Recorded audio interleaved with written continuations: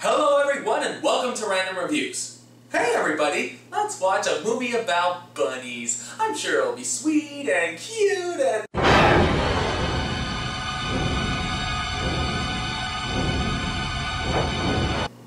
Holy shit.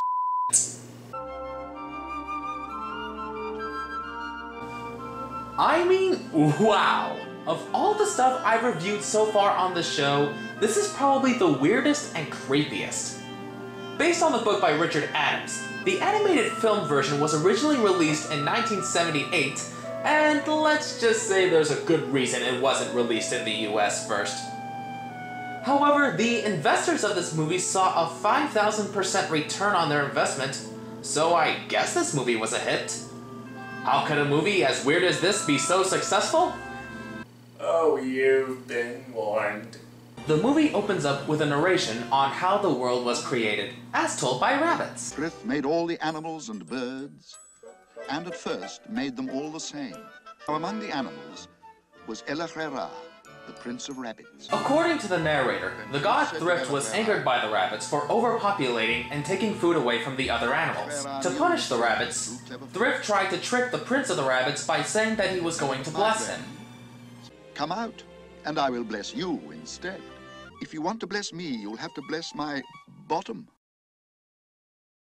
So Thrift blesses the rabbit prince's ass, granting him and his descendants the agility they would need in their world. All the world will be your enemy, prince with 1,000 enemies. But first, they must catch you. This moves us into the present, where we are introduced to our main character, Hazel, voiced by John Hurt. We also meet his brother, Fiver, who has this very psychedelic vision of the future of his home, or Warren as they call it. I'm guessing that cigarette he smelled earlier contained traces of marijuana. Because of this, Hazel and Fiver go to their chief for consultation. I don't know, but it's bad. It's so bad. Well, now, what ought we to do? Go away. In May, the mating season? And where would we go to? But this doesn't stop them from leaving anyway, as they are joined by several other rabbits. They are captured by the Warrens' police force, the Owsla, when a member of the Owsla named Bigwig helps them escape. He won't be long coming back with the Owsla. Right. Well, I think I'll come with you. So the group makes their escape through the forest and into a field where they lose their pursuers. Unfortunately, they also lose their only female as well. Violet's gone. Since they lost their only female, Hazel takes another rabbit called Pimkin, don't you just love these names, to find some more. They find some in a farm, but their mission is cut short by a cat that, I swear, sounds like Eartha Kitt. You'll see. No best-dressed list is complete without the addition of the Queen of Criminals. They escape the farm and meet up with the captain of their old Owsla, Captain Holly, who they presume dead after Fiver's prediction. I thought you were dead. After Holly joins the party, they finally find the perfect place for their new warren. Let me get this straight, Fiver. You want us to climb this, is that it? Yes. I can see my base from here! Once they've settled in, they meet a bird who agrees to help them patrol for both food and mates. While the bird searches from the skies, Hazel takes a team to free the pet rabbits from earlier. Lucy's rabbits out, look. Let's get in quick. However, the plan falls apart and Hazel is shot. Thankfully, Fiver is able to find him thanks to the spirit of the Black Rabbit, which leads to my personal favorite moment in the movie. Bright eyes, burning like fire. You hear that song? That's Bright Eyes by Art Garfunkel of Simon & Garfunkel. Not only is it a good song on its own, but it fits the tone of the scene, as well as the tone of the movie as a whole, and Fiver's connection with Hazel perfectly. It's just a great piece of animation with great music. Pretty good for a movie that has...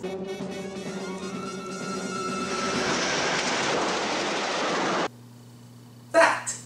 As the bird removes the pellets from Hazel's wound, he also reports of a totalitarian warren of rabbits nearby called the Afrefa. You see this? They did it to me. It's an identification mark. Tells you when you can be above ground. If you're found above ground at the wrong time, they take you before the council for punishment.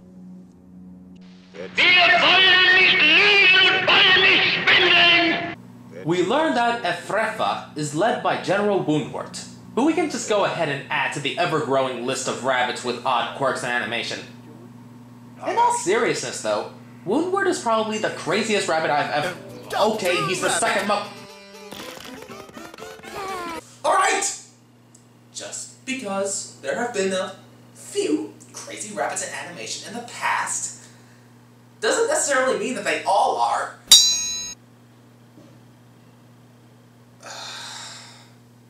Proceed. They decide to send in Bigwig as a spy, so he can meet up with another rabbit who's currently trying to start an uprising named Hazelthray. You've made a mistake, sir. I'm from a warren where life is free, where you can live as you wish. I've come to bring you all out of Efrefa, as many as will come. She and Bigwig are able to gather up a small group and try to escape back to the warren. But General Woundwort is not far behind. How could they possibly escape? Come on and try, you crack-brained slave driver.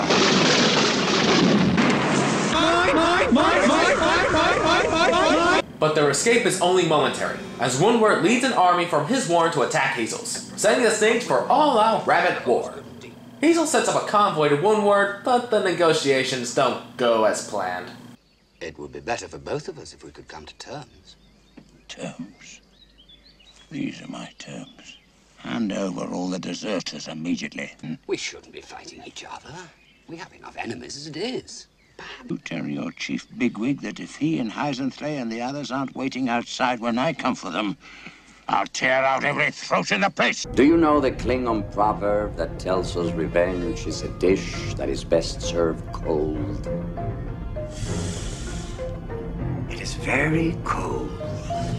While Bigwig leads the warren in defense preparations, Hazel takes a team to go free a dog from a nearby farm, who they think can kill Woundwort for them. But just to be safe, Hazel prays to Thrift, offering up his own life so that his warren may survive. There is not a day or night but a doe offers her life for her kittens. But there is no bargain. What is what must be. Yeah, you know you're screwed when your god's a giant asshole in the sky. Seriously, what the hell, Thrift? Aren't rabbits supposed to be your chosen people or something? Are you still sore about that one time they messed up? Thrift, I give you my life so that my warren will survive. I'm sorry, Hazel. I can't seem to get over the fact how your ancestors nearly starved the planet to death thousands of years ago. Oh no, do not be that guy right now. Oh, I'm going to be that guy right now. They get the dog loose, but the cat from earlier has the perfect plan for Hazel. Can you run? I think not. Clever girl. Thankfully, Hazel gets away and helps lead the dog back to the warren, which is probably a good thing considering what Woundwort is doing to his friends.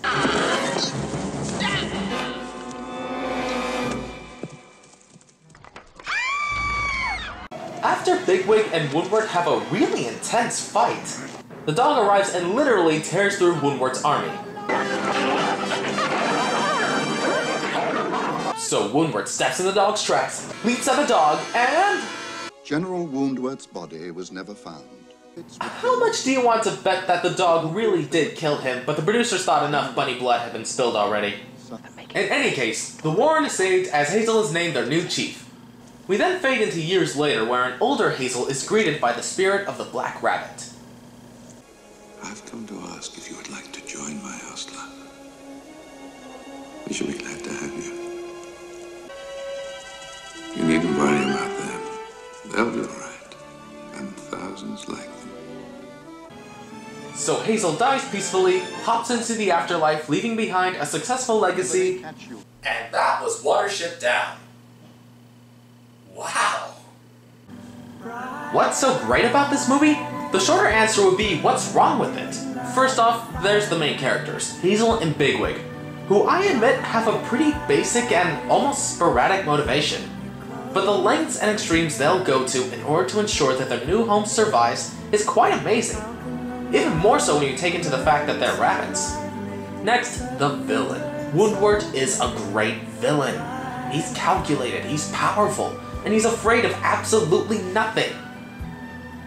When you watch this guy, there's this small part of you that thinks he really could have killed the dog. So it makes sense as to why his resolution would be so ambiguous. But a movie is more than characters. How does the film's overall composition hold up? Insanely well. The story is well paced and well thought out, so it never felt like there were scenes that weren't really needed. Then there's the music. It sets the mood of the film perfectly, allowing for a lot of atmosphere and for the audience to become absorbed in the film's dilemmas. Whenever you hear the music in this movie, it does show that, on the surface, nothing much is really happening, yet it's all part of this grand scheme. But easily the best part of this movie is the animation, and I'm not going to lie, this is some of the best animation I've ever seen in my life. Every single shot in this movie looks like a nature painting, and embodies everything that they should. An almost lifelike recreation of a natural world with just the right amount of style, not just to make the world a fictional one, but also one that you want to go into willingly and spend a lot of time in. What else can I say about Watership Down? It's beautiful, it has great characters, it's unforgiving about how life can be, and that's more than enough to give it an A. This is Random Reviews, and now for a song about rabbits and why they're so great. They eat and shit and eat and fucking fuck and fucking shit and eat and shit and fucking shit and eat and fucking shit and eat and shit and eat and shit and fucking shit and fuck and fucking eat and shit and eat and shit and eat and shit and fuck and eat and die.